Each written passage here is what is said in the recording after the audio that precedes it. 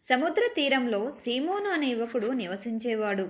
సీమోను ఒక సాధారణ మత్స్యకారుడు, కానీ అతని హృదయంలో దేవునిపై విశ్వాసం ఉండేది. ప్రతి ఉదయం అతను తన చిన్న పడవలో సముద్రంలోకి వెళ్లే ముందు సముద్రపు ఒడ్డున నీలి ఆకాశం కింద మోకరిల్లి, ప్రభు, నీవు నాకు మార్గం చూపించు, నీవు నీటిని గాలిని సృష్టించావు, నన్ను ఆశీర్వదించు అని ప్రార్థించేవాడు.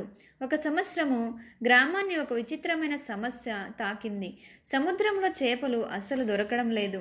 రోజులు గడిచే కొద్దీ మత్స్యకారుల వలలు ఖాళీగా తిరిగి వచ్చాయి. గ్రామస్తులు నిరాశలో మునిగిపోయారు. ఇది దేవుని శాపం కావచ్చు అని కొందరు గొనిగారు. మనం ఏం చేయాలి అని కొందరు అడిగారు. కానీ సీమోను మాత్రం నమ్మకంతో ఉన్నాడు. దేవుడు మనలను పరీక్షిస్తున్నాడు, మనం ఆయనపై ఆధారపడాలి అని అతను చెప్పాడు.